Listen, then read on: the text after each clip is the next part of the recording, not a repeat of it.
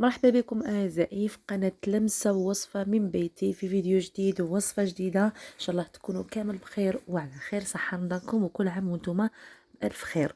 اليوم جبت لكم هذه الوصفة تاع الجلبانة بنص دجاج بحجم عائلي، راح تعطيكم كمية كبيرة لاباس بها وبنة تقدر ما عندي ما نحكي لكم. المرقة تجينا خضرة وبنينة كالعادة كيما مولفت لكم كامل في المراقة تاعي والسر ديالهم. وشوفوا هنا كي بديت نقسم القوام تاع هاد لي بيني هادوما راح يجوا ولا اروع، اكل صحي وبزاف بنين. ما عليكم غير ديروا لي ابوني اللي مازال ما اشتركش معايا القناه، وديروا لي جيم وتفعيل الجرس هكا باش يوصلكم كامل الفيديوهات جدد اللي راح نحطهم ان شاء الله. وما تنساوش انكم تشاركوا هاد القناه وتبارطاجيوها لناسكم وحبابكم. نبداو الوصفه بسم الله كيما عودتكم كامل في الفيديوهات تاعي. المقادير ونفس الوقت رانا نديرو في الوصفه. هنا اول حاجه خديت حبه بصله تكون متوسطه مع 3 سنين توم سكرفشتهم مع بعض، خليتهم يتقلاو مع 4 مغارف كبار تاع الزيت. بعد ما دبل لي مليح هذاك البصل كيما راكم تشوفوا ضفت هنا لي شامبينيون. نقلي هذوك لي شامبينيون مليح مع هذاك البصل. نضيف شويه معدنوس، ندير توابل. بالنسبه للتوابل اللي راح نديرهم انا تقريبا هادو هما التوابل اللي نديرهم كاع في المراقي تاعي. ندير هنا شويه فلفل اسود وشويه عفوا سكنجبير اللي هو زنجبيل مطحون، شويه كركم وشويه قرفه، رشه تاع قرفه لانه نعرفوا الجلبانه تحب القرفه. بالنسبه للزنجبيل والكركم دائما نحب نديرهم انا في المراقي تاعي لانهم توابل صحيه ويعطوا لي بنه بزاف هايله. دونك هنا واش درت شويه فقط ملح لانه راح ندير مرق الدجاج. درت مرق الدجاج هنا بعد ما فتته مليح لانه راح ندير المرقه تاعي بلا الدجاج، نطيبها بلا دجاج بلا لحم. حبيت نكهها بشويه مرق الدجاج. نخلط كامل هادوك التوابل مع بعض مليحه هيدا، نسي نحركهم مليح. هنا بالنسبه للتوابل علاش دائما نقول لكم ديروهم مور ما يتقلى هذاك البصل، ماشي غير نرمو البصل ونبداو نديرو توابل هكاك البنه تاع التوابل راح يروحوا، راح يتحرقوا لنا مع البصل. لذلك انا نقول لكم دائما توابل ديروهم حتى كي يتقلى لي البصل مليح باش نبدا نضيف التوابل، ومن بعد موراها شويه هكاك راح نزيد نضيف المقادير اللي راح نضيفهم ولا راح نروح نمرق. بعد هنا ما درت التوابل خلطتهم مليح، خليتهم يتقلاو شويه مع لي شامبينيون والبصل. ضفت شويه جلبانه، انا كنت كونجليت الجلبانه هنا ضفتها، راح هذيك الجلبانه نزيد نقليها مع شويه لي شامبينيون. شوفوا المراقي تاعكم باش يجوكم بنان نتفاهموا لازم يتقلاو براحتهم باش تكونوا على بالكم على نار هاديه ويتقلاو براحتهم باش هذوك المقادير كامل يطلقوا البنه تاعهم في القليان. من بعد باش نروح نمرق كيما شفتوا الجلبانه كي ضفتها خلطتها كاع سيت نتبلها كامل بهذوك التوابل والبصل والشامبينيون وخليتها تتقلى حوالي اقل من دقيقه. بعد ما تقلات وطلقت لي كاع من البنه كامل البنه تاعها هنا بديت نمرق ومرقتها بما سخون، خليتها طيب حتى خدات الطياب تاعها. وتعرفوا بلي الجلبانه ما تطولش في طياب. هنا شوفوا في الاخر كي قريب نطفي عليها واحد قبل 5 دقائق نطفي عليها رميت حبه فلفل حار باش تزيد تطلق لي البنه تاعها وخليتها بجاه. الان نروحوا نديروا لي بينيتا الخضره ديالنا. اول حاجه خديت هنا 4 ملاعق كبار من الزيت حتى ل5 ملاعق كبار. درت حبه بصله تكون متوسطه مع 3 سنينات توم بعد ما سكرفشتهم مليح. انا دائما نقلي البصل والثوم سكرفجهم كيف كيف.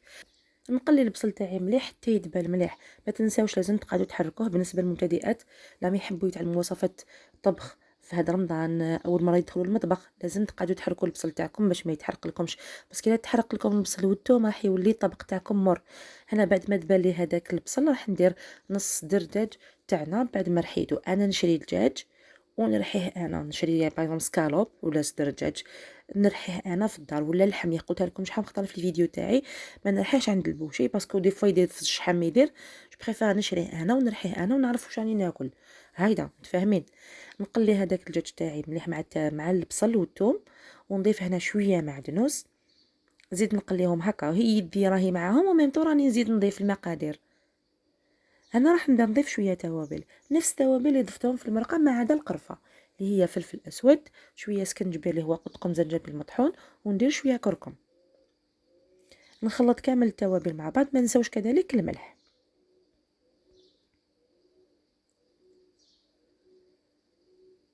هذا ونبدا نسي نخلط هذوك التوابل كامل نتبل كامل الدجاج تاعي مع هذوك التوابل باش يمد لي بنة. يعني شتو الدجاج كي تكونوا طيبوه تمتم يبدا يولي شغل كوتل هكذا. لازم كي نحط الدجاج تاعي مرحي بولياشي يتقلى هكذا، لازم تمتم نقعد نحرك فيه باش ما يطيبليش هكذا شغل قلت لكم كوتل. لازم يقعد يخرج لي مفتت كامل كيما الفيونداشي. انا اشوفه بعد ما تبلته كامل بدا يتقلى هذاك البولياشي تاعي. من جهه اخرى سكرفشت حبه قرعه تكون صغيره مع حبه زروديه تكون متوسطه، سكرفشتهم كذلك مع بعض نضيفهم لهذا الحشو. شوفوا انا نص دجاج درت له حبه قرعه صغيره وحبه زروديه متوسطه. حبيتوا تضاعفوا الكميه ضاعفوا الكميه على حسب عدد افراد العائله تاعكم. مباشره بعد ما ضفت هذيك القرعه خلطتها مع هذاك البولياشي تاعي، زدت درت الحبات انا كذلك تاع زروديه وخلطتها كامل ونخليهم على نار هاديه. ما ننساوش نحي يدي باسكو ما حش نزيد نضيف الماء هنا في الحشو ديالي. نحبو يكون ناشف ويجي بنين، لانه كذلك نعرفوا بليك الزروديه والقرعه فيهم الماء. اولا درت الخضره هنا لانه نعرفوا داير صغار بزاف اللي ما يحبوش ياكلوا الخضره، حبيت ندير لهم الخضره هنا باش يستنفعوا بها وما رايحينش يفيقوا بلي كاين زروديه والقرعه. وتاني حاجه هذيك زروديه والقرعه راح تزكي لي في الحشو ديالي، وصدقوني راح يخرج حشو ولا اروع. تقدروا هذه الطريقه كذلك ديروها، حتى ماشي لازم تقدموهم مع الجلبانه، تقدروا تقدموهم هكا كديبيني في بلاصه البوراك مثلا، راح يجوا صحيين وبنان. ما رايحينش نقلوهم، رايحين نديروهم غير في الفوغ تما. يعني هاد لي بيني راح يجوا صحيين 100%، خصوصا اللي راهم يديروا الريجيم في رمضان ويحبوا ياكلوا اكل صحي. هنا نروح نديرو 3 حبات بيض. شوفوا انا درت 4 حبات بيض. الحبه الرابعه نحيت منها غير الصفار والبيض ضفتو مع 3 حبات تاع البيض اللي شفتوهم. الصفار راح نعقد به لاصوص تاعي تاع الجلبانه، والبيض ضفتو مع 3 حبات بيض قلت لكم. هنا راح نضيف رشه تاع فلفل اسود ومغرفه كبيره تاع الجبن اللي طل هذيك تاع البيدون، تحبوا تضيفوها تحبوا ما تضيفوهاش، ورشه صغيره تاع ملح هذا ما كان، وشويه معدنوس، ونخلط كامل المكونات مع بعض. هنا نبدا نضيف هذاك الحشو تاعي اللي درناه بالخضره وشويه بولي هاشي كما راكم تشوفوا.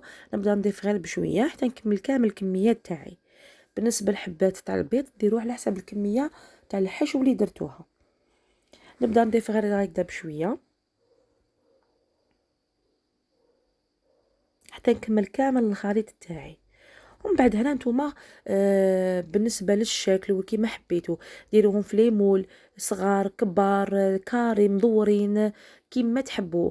انا كان عندي هنا ليمول كنت استعملتهم ديجا فيه في الصوابع واحده اخرى، صافي اضطريت باش ناخذ هاد لي غامق تاوعي دهنتهم بشويه زبده ولا شويه زيت ونبدا نعمر فيهم بشويه. شوفوا انا هنا لي غامق تاعي شويه غامقين، صافي واش ندير؟ نبدا ندير غير بشويه هكا، يعني ما نعمرهمش كامل، نسحقهم يكونوا شويه هابطين ماشي بزاف طالعين لي بنيت تاوعي. نعدلهم كامل هكا على مستوى واحد سطح واحد كامل، نخبطهم شويه هكذا فقط ونحطهم في الفور. شوفوا راح يطيب لي كل شيء طايب، راح يطيب لي غير هذاك البيض يعني اقل من 10 دقائق واحد 7 دقائق هكذاك ونطفي عليهم. قيس ما يشد ليه هذاك البيض. وهنا هذاك الصفار اللي نحيته من 4 حبات بيض راح ندير له شويه من قطع الجلبانه ونعصر عليه نص حبه قارص، ماشي نص كامل بصح شويه هكا قارص. نحي هذوك العظم بيان سور اللي طاحوا لي ونخلطها كامل ونفرخها فوق المريقه تاعنا تاع الجلبانه. انا ديك الحبه تاع فلفل حار نحيتها باش ما تلقليش الحار تاعها في المرقه. مباشره غير نبدا نفرغ هذاك البيض نبدا نحرك في الجلبانه تاعي باش ما يطيبليش البيض هذاك. هايليك وجات واحد البنه ولا اروع، بزاف بنينه هذيك المريقه تاعنا. ولي بيني تاعنا شوفوه راهم ليك وجدوا جاو بزاف خفاف وبنان بنان ما تقدروش تصوروا. شوفوا انا هنا شويه حمرتهم بزياده بس نسيتهم شويه، بصح جاو بنان ماشي محروقين جاو محمرين شويه بيان دوغي. صافي انا هنا واش نقول لكم البنه تاعهم ولا اروع. تقدروا قلت لكم تقدموهم في بلاصه البوراك بلا تنقصوا شويه الزيت وراح يجوا خفاف. والله ما عندي ما نقول لكم فيهم بزاف بنان. انا ضفتهم بهاد اللمسه ودرت لهم شويه تزيين تاع الجبن. وهاي ليك نقدموه طبق صحي وغني بزاف. وقلت لكم راح يقطع لكم كميه كبيره لاباس بها. والمرقه تاعنا جات بزاف بنينه وخاطره، خصوصا كي زدنا عقدناها بجون دوف ودرنا لها شويه عصره ليمون. وشوفوا شحال الجو خفاف، ومستحيل تفيقوا باللي فيهم زروديه والقرعه. نتمنى كامل تجربوا هذه الوصفه، راح تجيكم بزاف بنينه وسهله ومتاكده تعجبكم. سواء تحبوا ديروا هذوك لي بيني، انا عطيت لكم زوج وصفات هنا، تحبوا ديروا هذوك لي بيني وحدهم، تحبوا ديروهم مع الجلبانه. وفي الاخر اعزائي ان شاء الله تكون عجبتكم الوصفه وتجربوها وخلوا لي ارائكم. بقى لي غير نقول لكم تهلاو في وحدكم. كنتم مع قناه لمسه وصفه من بيتي، مع السلامه.